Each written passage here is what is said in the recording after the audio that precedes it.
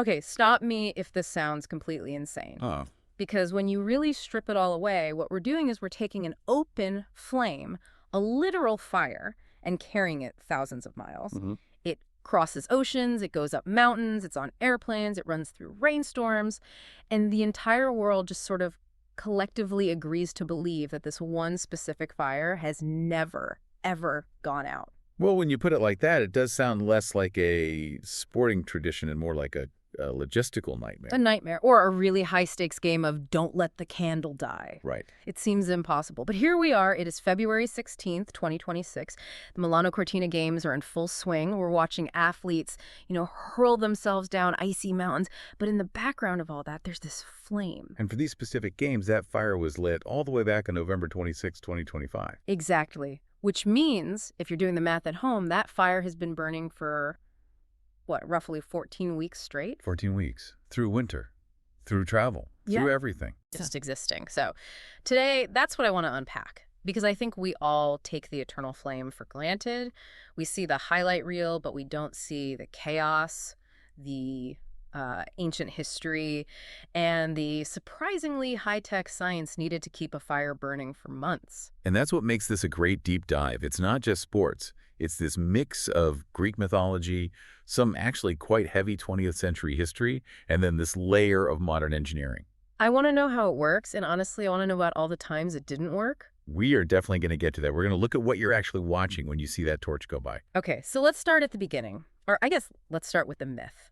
Because I think most people, and I'll include myself in this, assume the Olympic torch relay is this, unbroken tradition going back to ancient Greece. And that is the first big bubble we have to burst, a very common misconception. Yeah. If you went back to 776 BCE, to the original games in Olympia, you would see a fire, yes, but you would not see a relay. No running from city to city with a torch. Not at all. Let's look at the ancient roots first, just to see the difference. The games were held in Olympia, which was the site of the largest temple to Zeus. Right. And for the ancient Greeks, fire was sacred. They would light a fire at the altar of Zeus to honor him and, crucially, to honor Prometheus. Prometheus, the titan who stole fire from the gods for humanity. That's the one. He gave humans knowledge, technology, civilization. So in that context, the flame represented individuality and a connection to the divine. It was a religious ritual. So it stayed put. It was a stationary anchor at the temple. Exactly. It was a perpetual fire for the duration of the games, but it didn't go on a world tour. So if the ancient Greeks didn't do the relay, who did? When did we decide to take this sacred fire and start running it around the globe? This is where the history gets really, really interesting and frankly a little dark. Oh. The modern Olympics restarted in 1896. But for the first few decades, no flame. Nothing. Pierre de Coubertin, the founder, didn't include it. That feels wrong. Watching the Olympics without a cauldron seems like a birthday party without a cake. It wasn't until the 1928 Amsterdam Olympics that an architect, a guy named John Wills, thought, hey, visually, we need a focal point. So he designed a tower with a flame. But just a flame, not a relay. Right. It was just a fire lit at the stadium. I mean, it was gas-powered. A utility company just turned a valve. A really big pilot light. Basically.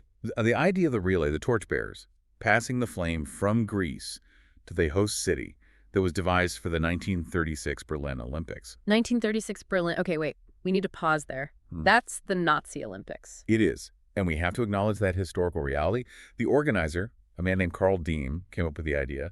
The Third Reich absolutely loved the imagery. Oh. They wanted to draw a direct visual line from the ancient glory of Greece to the new German state they were building.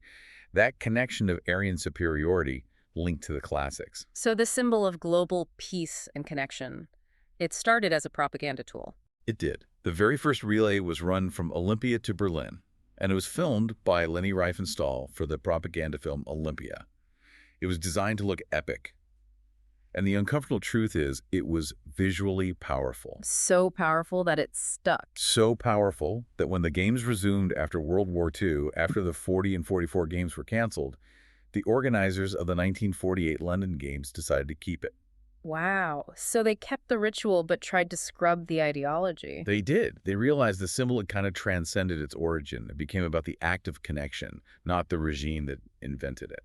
Okay, so let's talk about that connection. When we see the torch today, What's the official line? What are we supposed to feel? Well, according to the International Olympic Committee, the flame represents purity and the positive values mankind associates with fire. Warmth, light, that sort of thing. And the relay itself? The relay is about transmitting a message of peace and friendship. Which goes back to Pierre de Coubertin's vision, right? Even if he didn't start the flame, he started the movement. He did. Coubertin was very active in the peace movement. His whole vision was that the games would be a way for young people to come together for the betterment of mankind. So the meaning has shifted. It's not religious anymore. It's about these secular values, brotherhood, understanding. Exactly. It's a nice thought. We're taking this fire from the altar of Zeus and turning it into a global group chat for peace. But let's get into the mechanics, because you can't just flick a lighter and say, okay, let's go to Milano.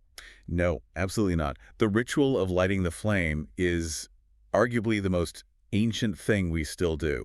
It always happens at the ruins of the Temple of Hera in Olympia, Greece. And no matches. No matches, no lighters, no flint. They use ancient technology. They use a parabolic mirror. Okay, I looked this up. It looks like a shiny metal bowl. But unpack the science for me. How does a bowl start a fire? It's pure geometry. A parabolic mirror is curved in a very specific shape. When sunlight hits that curve, the shape forces every single ray of light to bounce toward one single tiny focal point. Like the old trick with a magnifying glass and an ant, but on steroids. Exactly like that, but much more efficient. It concentrates all that solar energy into a point the size of a coin, and the temperature there skyrockets almost instantly. Wow. They place a torch with some dry grass right at that focal point, and poof, instant fire from the sun. It's surprisingly high-tech for being thousands of years old. But here's the question that always bugs me. What if it's cloudy? Ah, yes. What if it's overcast in Olympia on lighting day? Do they just say, sorry guys, Zeus says no? That would be a PR disaster. No, they have a contingency plan. They hold rehearsal days before the main ceremony. And if the sun is out during rehearsal? They light a flame using the mirror, and they keep it.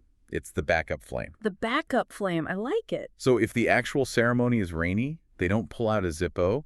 They use the flame that was properly lit by the sun a few days earlier. It ensures the lineage is still pure. Okay, so we have the fire. It's lit. Now it has to go from Olympia to Athens and then on to the host country. And this is where the logistics get wild. Weeks, sometimes months. The duration really varies. London 2012 was pretty short, about 72 days. But the Athens 2004 relay, that was a beast, 142 days. 142 days. How do you make sure it doesn't go out? I mean, really? This is the secret I love, and it's something you never see on TV. The flame you see the runner holding. It's not the only flame. It's not. No. At the initial lighting in Olympia, they don't just light one torch. They create multiple mother flames. Mother flames. This sounds very sci-fi. It does, doesn't it? These are backup flames kept in special enclosed lanterns. And they're not just camping lanterns. They use miner's lamps. Wait, miner's lamps? Like from 1800s coal mines? Yes. A Davy lamp, specifically. Think about it. A coal mine has explosive gases, drafts, chaos. A Davy lamp is designed to keep a flame burning safely, and, most importantly, it's designed to be windproof. The ultimate windproof box. Exactly. So they take these mother flames, put them in these heavy-duty miner's lamps, and load them into a security vehicle that follows the relay. So there's a team of people just watching these lanterns in a van? A team of security guards, often called the keepers of the flame. They watch until joyful Feven. Their entire job is protect the flame. If a runner's torch goes out, the van pulls up, they open the lamp, and they relight it. But the torch the runner actually holds is different. It has to look cool. Right. That's a piece of serious engineering. Yeah. Every host country designs their own, but the internals are pure function. They usually use a mix of propane and butane. Like a barbecue. Similar idea. Yeah. If you look closely at a modern Olympic torch, you don't see a flickering candle flame. You see a jet. It burns hot and aggressive. It can withstand winds up to 40 or 50 miles per hour. It can withstand rain. It's a blowtorch disguised as a sculpture. Basically, yes. Okay, so we have propane jet engines, mother flames in a van, guards with miner's lamps, but things still go wrong. I know they do. Oh, absolutely. Snafus happen. The most common enemy is just weather. Even a propane torch has its limits. I read about a guy, Tony Bykirk, a torchbearer.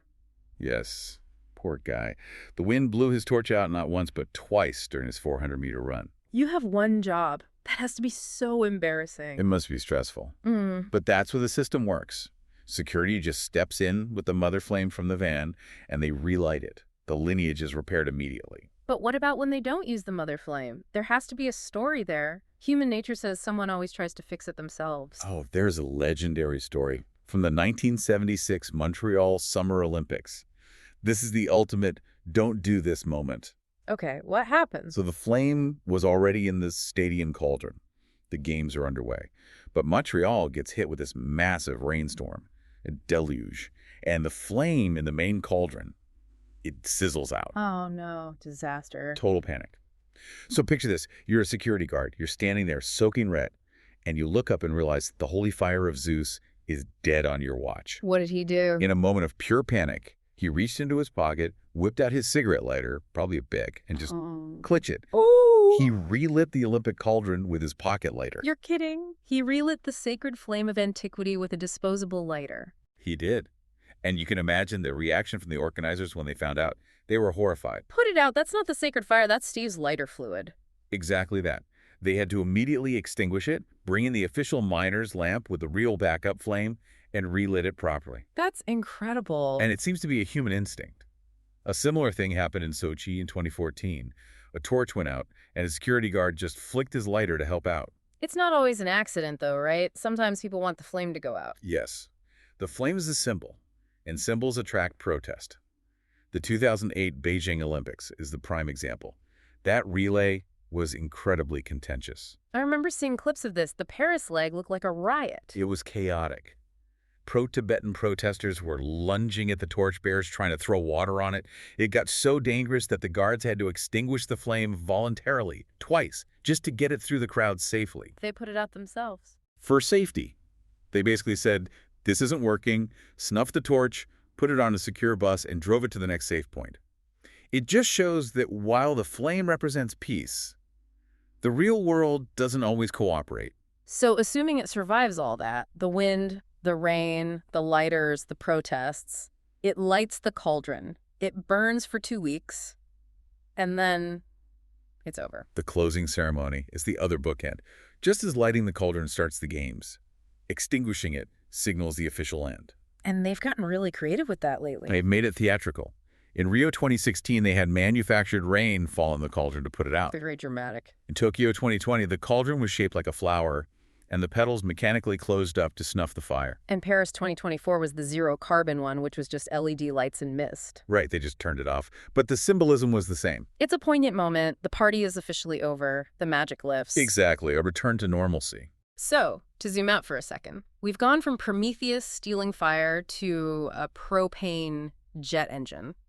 From parabolic mirrors in ancient Greece to miners' lamps in the back of a van on a highway. It really is a bridge. When you think about it, that flame, or the idea of it, connects 776 BCE directly to 2026. And it connects Italy, in this case, to the rest of the world. It's a thread through history, even the dark parts. It's weirdly comforting, isn't it, that we're still so mesmerized by a flickering light, we still guard it like it's the most precious thing on earth? It speaks to something primal in us. Fire is survival, fire is community. So here's a final thought for you to chew on, and it's something the sources kind of hinted at.